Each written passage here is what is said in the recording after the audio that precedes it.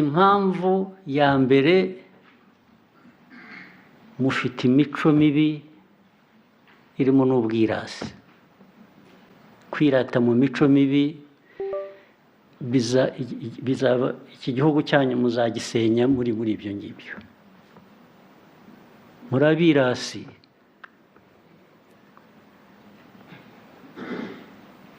kandi mwiratana ubusa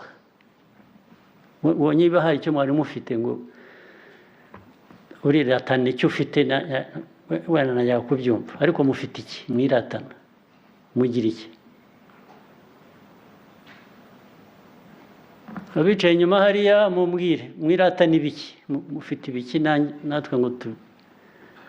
tubirebe tumenye wena ni mwebwe mbaza inyuma hariya mumbwire ntawe ushaka kugira icyo avuga iryo zina ry'ubwirasi mwaryemeye ni ukuri bashaka gutahana ariko noneho muvuze nyirango namenye wenda ko bigiye kubavamo mwiratana iki abayobozi muri hano mwiratana iki n'aya makosa musubiramo buri munsi mwebwe muganira babiri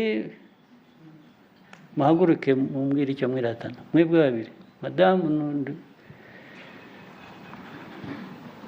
muhaguruke mwiratana iki mugira iki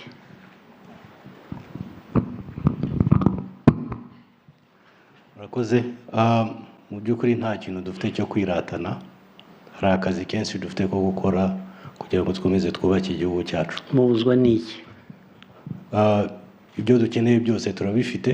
ni ugukorana tugakorera hamwe dufite mubuzwa n'iki rero ibyo mvuga niba atari icyo navugaga cya mbere cy'imico mibi n'ubwirasi mwabuzwa n'iki ntacyo mu by'ukuri ni ukugira guca bugufi tugakora dukorera abanyarwanda kuko ari igihugu cyacu cyangwa mukabireka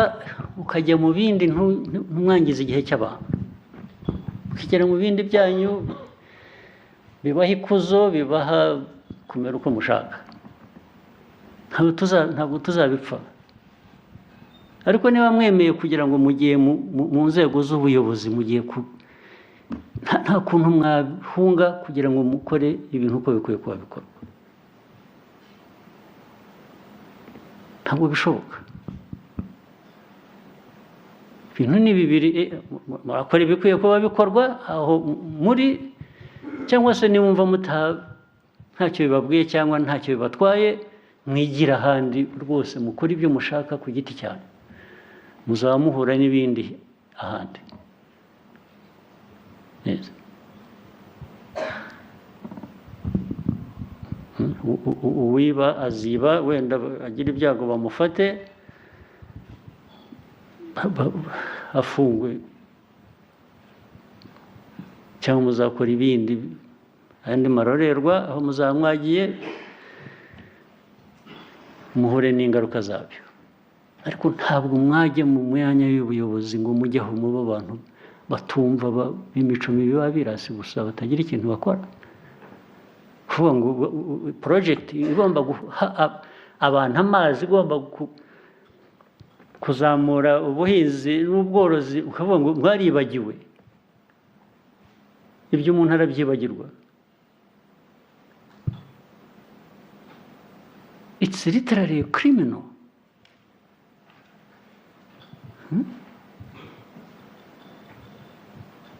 ukibagirwa mwagiyeho abantu bibagirwa ntibibagireho ingaruka madamu bite narebaga mvuga muri aho muganira nta n'ubwo mwumvaga n'ibyo umuntu ababwira ni iki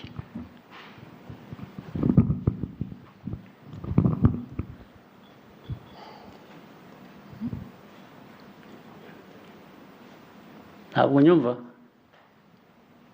ko nareba kuvuga se unanijwe n'iki na mbere hose ko wavugaga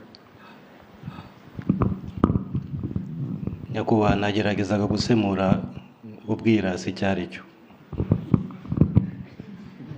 yacyumvise cyangwa urakizi wamusemuriye ute?